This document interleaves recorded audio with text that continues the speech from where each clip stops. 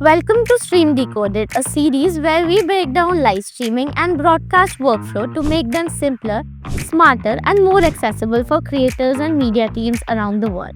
Today's episode is especially meaningful for us, where we are joined by Isaac from Trego Studios, someone who has been empowering churches and Christian ministries to communicate their message more effectively through media. Isaac has worked closely with church media teams, many of them volunteer driven, to help them improve their live stream quality, storytelling, and consistency without unnecessary complexity. In this conversation, we will decode the real challenges church media team faces, talk about practical solutions, and explore how simple tools like Xpress by WASP3D help ministries focus more on their message and less on technical hurdles. Focuses on helping church media team improve live stream quality using simple tools and accessible tools. So, Isaac, for those who may be discovering you for the very first time, could you briefly introduce yourself and the work you do at Trego Studio? All right, my name is Isaac Okunola and I am the lead at Trego Studios. So basically what we do at Trego Studios is to help churches and Christian ministries build strong media systems. That includes video setups, camera setups, audio setups, live stream, and post-production and even content strategy to help them, grow their ministries. And beyond that, we also train media volunteers from different churches and ministries to help them equip their volunteering team in order for them to be able to, perform better, because most times people who volunteer in media, departments are usually not professionally trained for that purpose. So I want to bridge the gap that people who are willing, who have the interest, they also need to, get trained professionally in order to be able to serve better in that department. So that's what we do at Trego Studios. That's wonderful. So, your mission focuses on equipping church and ministry media teams. What inspired you to dedicate your work to this space? All right, so initially I did it, because the ministry where I work, I have a group of volunteers as well who work with me, in the media department. So I wanted to create a space to also develop them.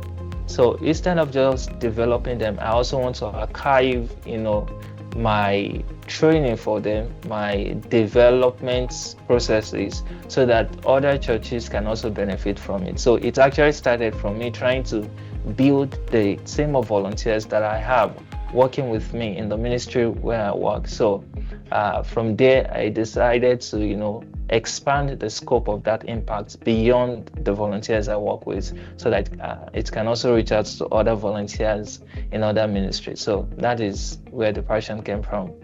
That's very amazing. How has media and live streaming evolved over the global shift to online worships? Prior to the pandemic and post-pandemic, I would say media has been like a supporting, before the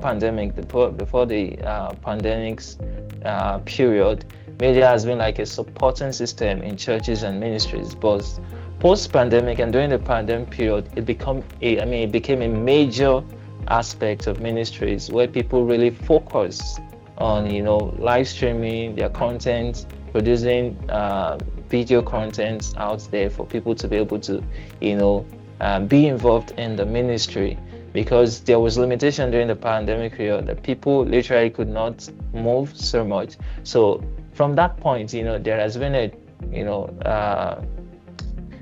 a change in the way people respond to media. Also, in today's age where people are mostly online, there is a lot of persons online, and that is such a wide space for the church and Christian ministries, to impact lives, because that's what ministry is about. That's what church is about. It's about impacting lives. So people have literally moved from the four walls of the churches to impacting people globally through the internet, through live streams, and through video setup. So it has really evolved from just being a supporting ministry to being a core part of the ministry.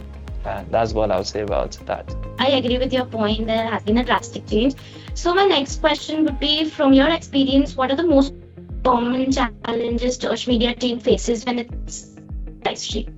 Yeah, one of the most common challenges people face is poor audio.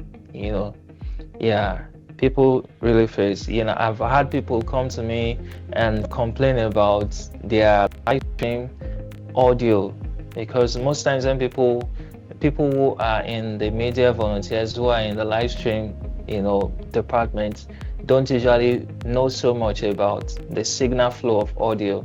So they don't know how audio gets from the sound department down to their own computers where they live stream, and then to the people who listen to the live stream. So people have difficulties with understanding the workflow of audio, how audio flows actually. So they don't know when the sound is clipping, they don't know when they have the right amount of signal for the live stream. That's the first challenge that I face. Then the second challenge that people face in live stream is the consistency of volunteers, because the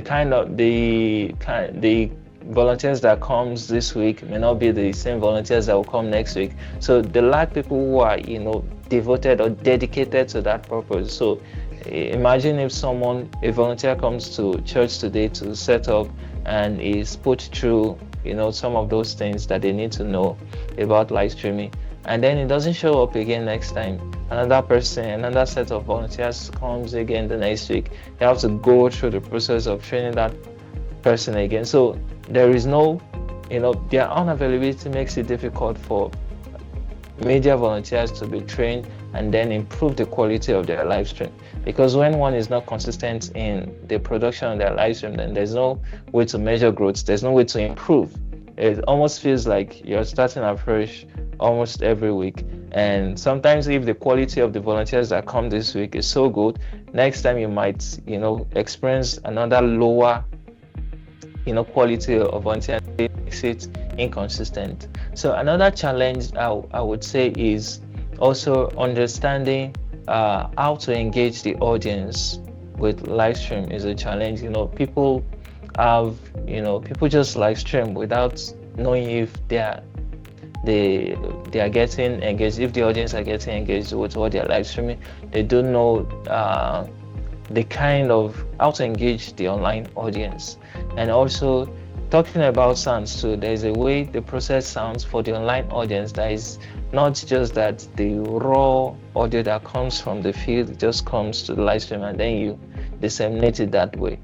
All of those challenges are some of the things that I say that are common. And people also do not understand workflow. Basically, they don't understand their setup. Sometimes people volunteer teams overcomplicate their setups. Sometimes they have so many gadgets that they don't know how it works. Volunteers don't know how their setup works. They don't know how their engines work or how their resources, their equipment works.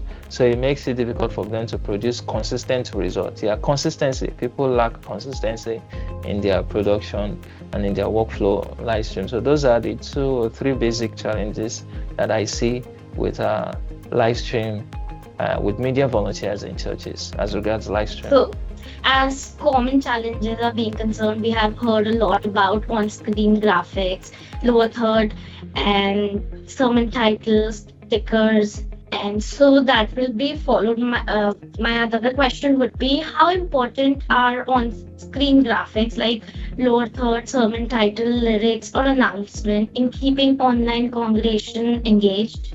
Lower thirds, all of those captions, graphics, lower third and graphics, they are very powerful in keeping the people engaged. Very, very powerful. It's proven, even when you watch short videos on social media, even though you can hear what they say, but the fact that you can still see captions, transcriptions of what is being said, engages the audience in itself. So having lower thirds, for instance, the church is singing a hymn or singing a song, having that song displayed, sometimes the audience might not be used, or they might have never heard that kind of song before. So when it is displayed on screen, as a caption, the lyrics is displayed on screen. It engages them, so they understand what is being said, they understand the lyrics, then they can connect with it. So for instance, a minister is preaching, probably one of the audience stumbles, someone watching the live stream stumbled on that particular live stream and he doesn't know who is preaching, but by the time it sees a lower third showing the name of the preacher, it's gets him closer, gets him more connected to that live stream. You understand? So Bible being displayed while is reading, hardly will you find someone watching online with their Bible physically. So when the pastor makes a reference of a particular scripture and it is displayed, it engages the audience. So lower thirds is very important in engaging the audience. Or else, without lower thirds, people can easily get disconnected from the sermon, especially from live streams from churches. Yeah, that lower third really does engage. Titles, the topic of the sermon, lyrics of songs, Bible references, all of those things, they're very important in engaging the audience. Yeah. So for this only, we have a live streaming graphic software, which is Xpress by WASP3D, which is free tool, free forever, which comes with ready-to-use templates, lower third tickers that you can use. So in this view, my next question would be, in your view, how do clean and consistent visuals, graphics help convey messages more effectively during worships or sermons? Yeah, just like what I have said, displaying all of those graphics help, convey the message of the speaker. You understand? It emphasizes it, it strengthens it. You understand? So there are two basic ways to getting information into the mind. We have the eyes, that's the sight, and we have our ears, the hearing. So when people can see, they can hear and they can see, it reinforces the message of the preacher. You understand? So sometimes people can be listening and they can be hearing and they're listening, but when the graphics is displayed, it reemphasizes the message that is being preached or whatever it is that is being said. So in case you missed what you are hearing, but by the virtue of seeing it again, that's more like reinforcing the message, reinforcing the information that is being passed across. So lower thirds help in lower thirds, all of those graphics, they help in reinforcing the message that is being passed across. Yeah. Because live stream is an audiovisual medium, and sometimes just seeing the person talking does not engage alone. So having those graphics, not to distract, but to reinforce the message, helps to engage the audience and helps the message that is being said to be passed across. So it helps to reinforce the message. That's one thing I can say that graphics helps achieves during live stream. So that it's possible that you hear what is being said, but when the graphics also come, it reinforces what is being said. Yeah, so that's a powerful weapon in communication. So many church media teams want professional visuals but are intimidated by complex broadcast tools. What advice would you give them? Yeah, I would always tell media volunteers to start simple. Many times people just, maybe through watching videos on YouTube or hearing from their friends, they say there's a tool available, they just want to try everything. And sometimes they do not even have the resources to try it. They do not have the human resources to try it. So I would always advise media volunteers to start simple. So if the setup you have, if you should consider the kind of volunteers you have before you complicate things. If the volunteers you have can only allow you to use one camera for your live stream, then use just one camera for the live stream. If the volunteer you have can only allow you to use a phone for live stream, just know how to get a good audio into that phone and use it for live stream. So also, if you do not have people who will be available, to be trained on the process of doing things. So for instance, if you use a particular tool that helps you, if you know a particular tool that can help with lower third graphics, as in the case with your company, if you know that you should sit with it, sit with it and master it, and make it is better to do one thing consistently before thinking of expanding, instead of trying different things and you're not consistent. So if this week or in this month you want to focus on good audio setup, make sure that is balanced and you have someone that can maintain that consistency. So as your team grows and you want to bring in graphics, make sure that that person masters that particular graphics and how it is being used and when it is being used and how best you can effectively use it. And also that person should be available. So don't do things that you will not have people available to keep them running over time. All right, so one blessing you can always have in a team is having, even if it is just one dedicated team member.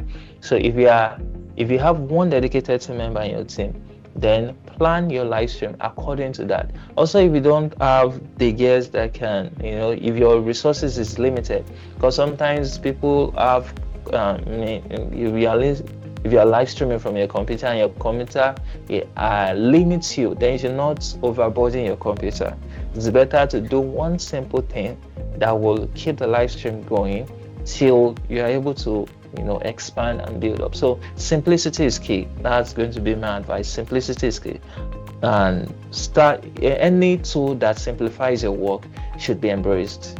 Yeah, don't complicate things. Yeah, especially with volunteering works. If you are in big TV stations, you can think of complications where you have many people to handle many things.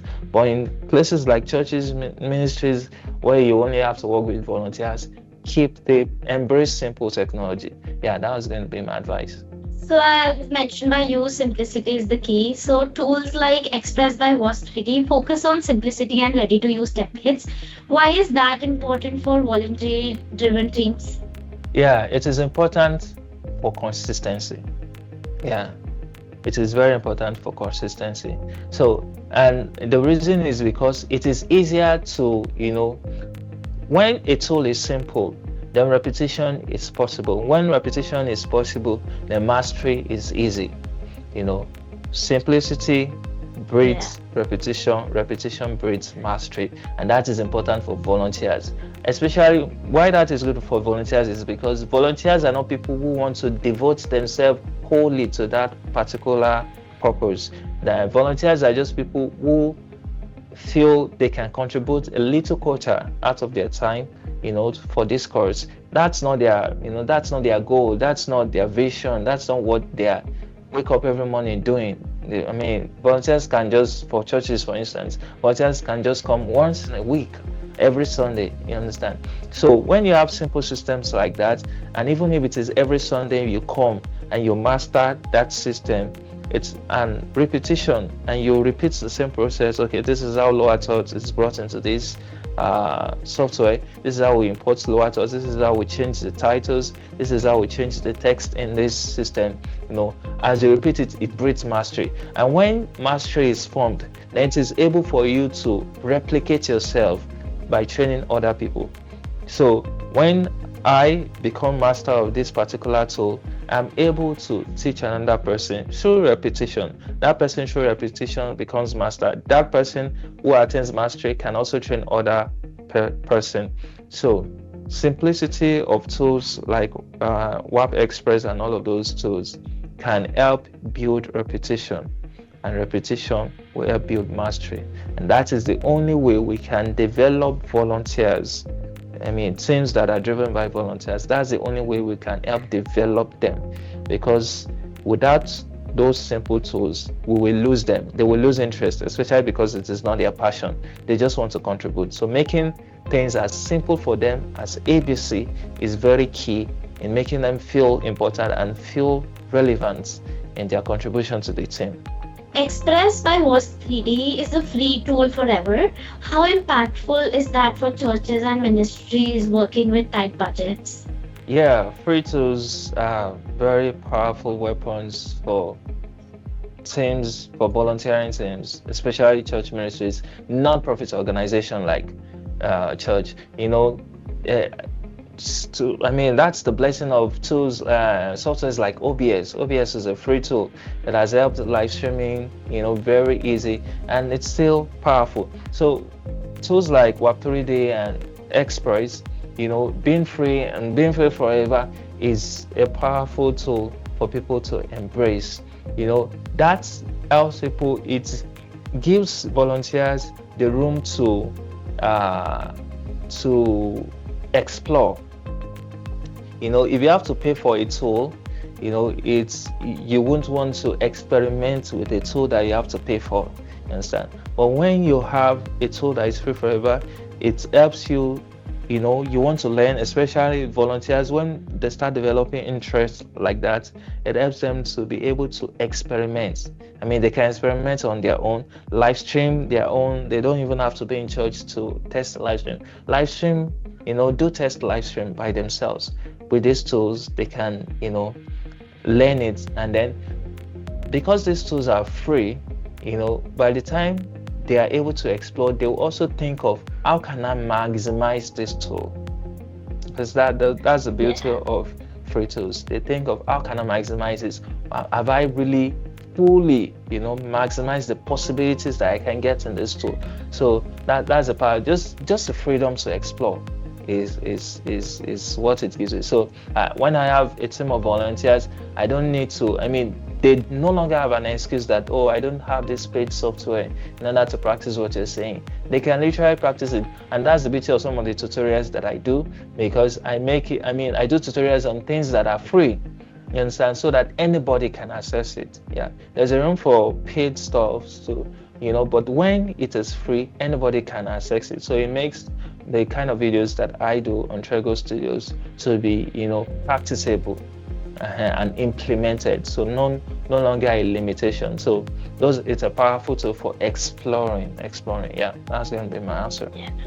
That's exactly what our mindset was before making it free tool, so that our audience could explore.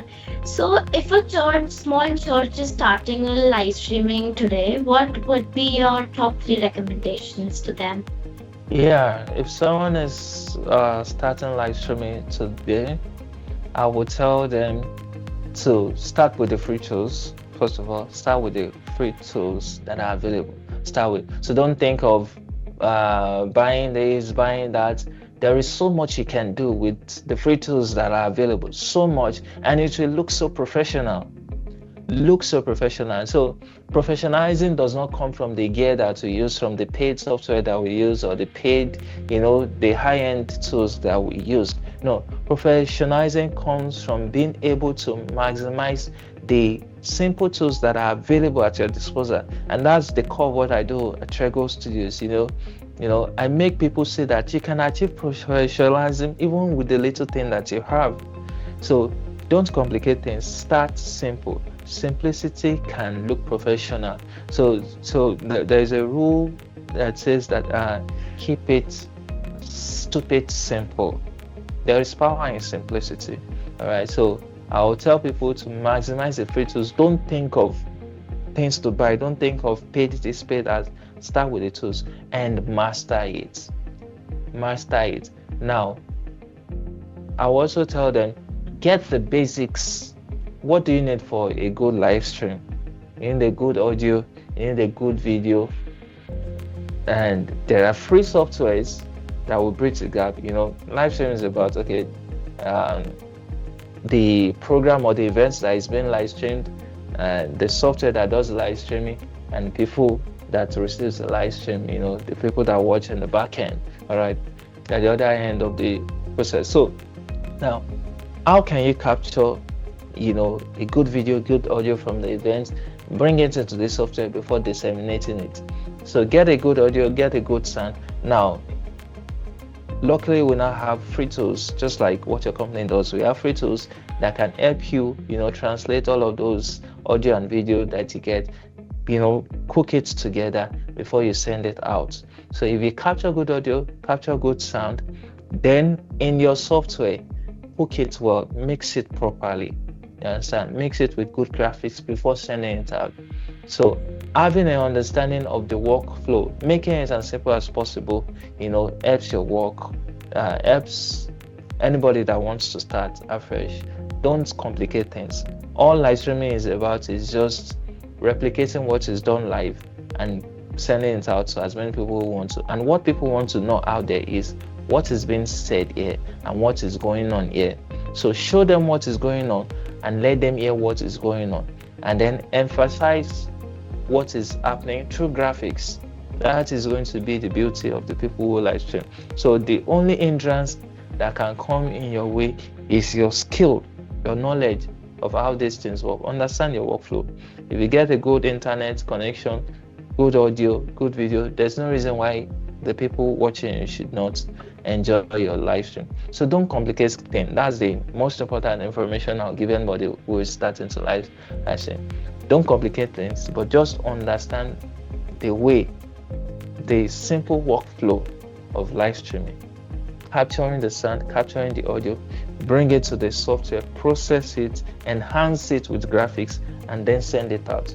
Nothing more. Don't complicate it. All of these things can be done with saying, okay, what do we use to capture video? A camera. What do we use to capture audio? A live sound equipment, mixer, or whatever it is that the sound department does. Just capture the video, capture the audio, bring it into the system. Now you have tools like WASP3D, add graphics to it, and then just send it out. It's as simple as that.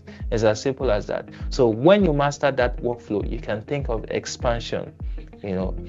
People enjoy you staying consistent and giving them good value from your content rather than your complexity. Nobody's going to be watching a live stream and be thinking of how powerful your setup is in the studio. All right, so keep it stupid simple. Yeah, that's my advice. Yeah, that's a solid advice. Starting simple is often the smartest way forward. So by this, we come to an end of our interview. Thank you so much, Isaac. Your insight really highlight how right mindset and simple tools like free tools can make real difference for church media teams. Anything from your side, any piece of advice would you give to our audience?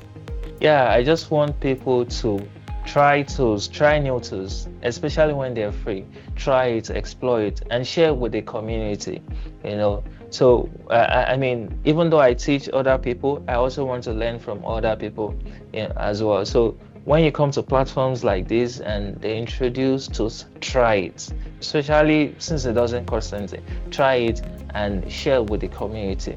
So when we are working with volunteers, we are working with people who are not professionals. So understand that you're not a professional. So don't try to fight with the fact that you're not a professional. Just see yourself as someone who is just trying out things.